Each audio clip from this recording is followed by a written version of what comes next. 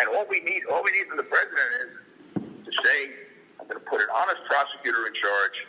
He's going to investigate and dig up the evidence that presently exists, and is there any other evidence about involvement in the 2016 election? And then the Biden thing has to be run out.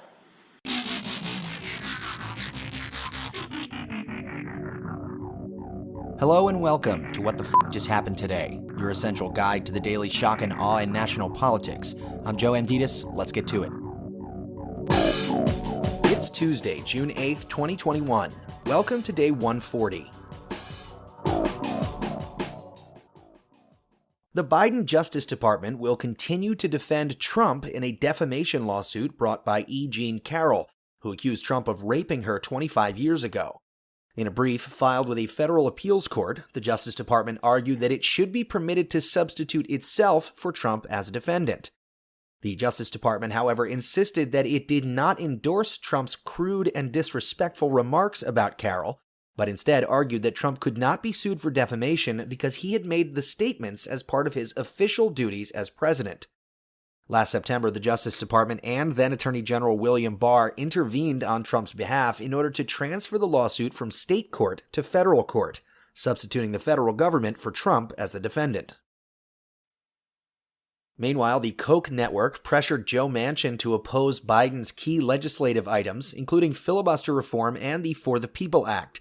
In a video series from Americans for Prosperity, a Koch super PAC, grassroots supporters were encouraged to push Manchin to reject Washington's partisan agenda and oppose his party's own legislative priorities, including the idea of eliminating the filibuster, the For the People Act, and packing the Supreme Court. Moving on, new reporting shows Capitol Police had intelligence that Trump supporters planned to attack the Capitol at least 2 weeks before the January 6 riot, but they failed to act on the threats. In a joint report from two committees, the Senate Rules and Administration and the Homeland Security and Governmental Affairs Committee, the bipartisan investigation found that Capitol Police intelligence officers knew as early as December 21st that pro-Trump extremists were threatening violence. That includes plans to storm the Capitol, infiltrate the tunnel system, and bring guns. The information was only shared with command officers. Senator Gary Peters, the chairman of the Homeland Security and Governmental Affairs Committee, said the failure to adequately assess the threat of violence on that day contributed significantly to the breach of the Capitol. He added, the attack was quite frankly planned in plain sight. Trump's impeachment lawyers, meanwhile, are defending at least 3 people who were charged in connection with the January 6 Capitol insurrection. Michael Vanderveen is defending a member of the Oath Keepers that helped plan and participated in the storming of the Capitol, while Bruce Castor is representing a mother and daughter who failed to follow repeated police orders to disperse in violation of a curfew. During Trump's Senate impeachment trial, Vanderveen and Castor argued that those who participated in the riot deserve robust and swift investigation and prosecution. Moving on, Senate Republicans are blocking the confirmation for Biden's nominee to lead the Federal Personnel Agency because of her support for abortion rights and critical race theory, an academic framework centered on the idea that racism is a systemic issue. The delay on Kiran Ahuja's nomination to lead the Office of Personnel Management is being led by Senator Josh Hawley. Meanwhile, the Biden administration determined that more than 3,900 children were separated from their families after the Trump administration implemented its zero-tolerance policy at the border. The report from the Biden administration's Family Reunification Task Force also found that fewer than 60 families are now in the process of being reunited. Nearly 400 children have been repatriated to their country of origin so far. The Biden administration also threatened to sue the state of Texas if its Republican Governor Greg Abbott moves forward with plans to close more than 50 shelters that are currently housing about 4,000 migrant children.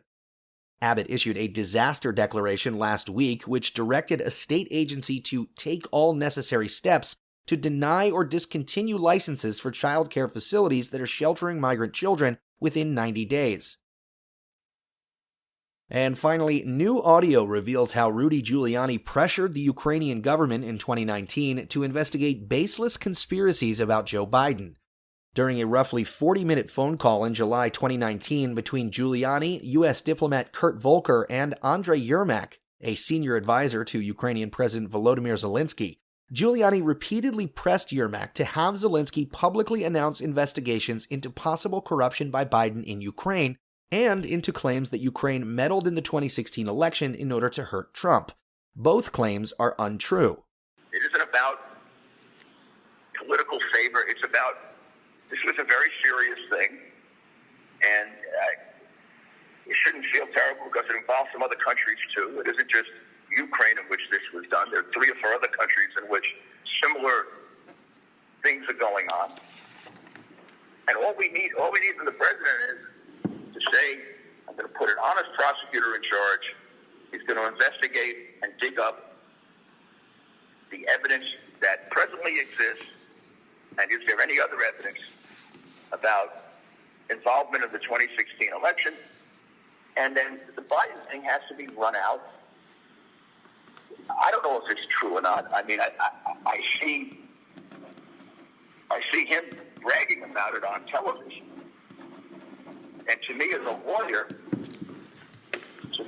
lawyer, it sounds like a bribe. A bribe is offering something of value in exchange for official action. So he offered Poroshenko a $1.2 billion loan guarantee, critical to Poroshenko's success as president, in exchange for getting rid of a prosecutor general that he didn't want to get rid of, which is official action. The call was a precursor to Trump's July 25, 2019 call with Zelensky, where he himself pressured the Ukrainian president 8 times to investigate Biden and his son. And in the polls, Gallup says 70% of Americans support same-sex marriage, a record high. In 1996, just 27% of Americans said they felt the same. And Politico says 51% of voters support Trump's 2-year ban from Facebook. Among Republicans, 15% said they supported the suspension, while 86% of Democrats do. 46% of independent voters, however, support the suspension, with 40% opposing it. That's all for now. You can find the links and sources for all of these stories on the main website. And as always, visit whatthefjusthappenedtoday.com for the latest news and headlines. Until next time, I'm Joe Amditas.